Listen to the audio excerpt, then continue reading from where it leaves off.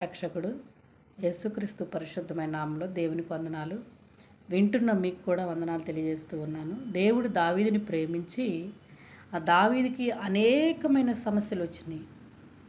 అనేకమైన సమస్యలు ఎవరి ద్వారా వచ్చినాయి? ఒక మనిషిని ద్వారాగా సమస్యలు వచ్చినాయి. ఆ సమస్యల నుంచి మనుషుడు ఎవ్వరు కూడా దావీదుకి సహాయం చేయలేదు, ఒక దేవుడు తప్ప. దావీదు దేవుణ్ణి ఎంత ప్రేమించాడో దేవుడే స్వయంగా సాక్ష్యమిస్తా ఉన్నాడు. అతడు నన్ను ప్రేమించుచున్నాడు గనక నేను అతన్ని తప్పించెదను అంటా ఉన్నాడు. ఎన్ని సమస్యలు మన జీవితంలో ఎదురైనా, ఎన్ని కష్టాలు ఎదురైనా, ఆ కష్టంలో నుంచి మళ్ళీ తప్పించేది ఎవరు? మనల్ని ఎవరు కాపాడుతున్నారు?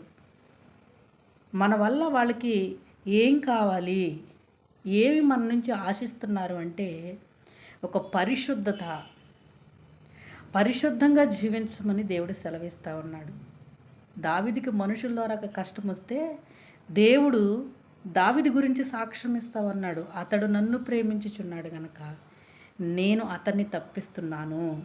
అయితే మనము కూడా దావీదులాగా తప్పించబడతా ఉన్నాము. ఎప్పటికీ కూడా కనపడని దురాత్మ సమూహములతో మనం పోరాడుతూ ఉన్నాము. మనం జయించాలంటే ప్రార్థన అనే ఆయుధం మనకు చాలా అవసరమై ఉన్నది.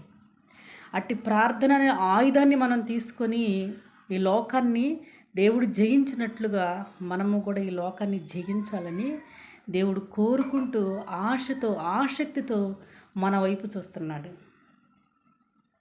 ఆయనకి ఏం తక్కువ అండి? ఏది తక్కువ కాదు. సమస్తము కూడా ఆయన దగ్గరే ఉంది.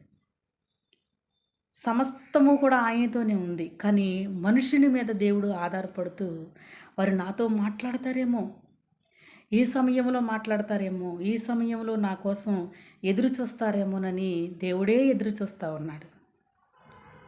మనమే మనుషుల వైపు చూస్తున్నాం తప్ప దేవుని వైపు చూడలేకపోతూ ఉన్నాము.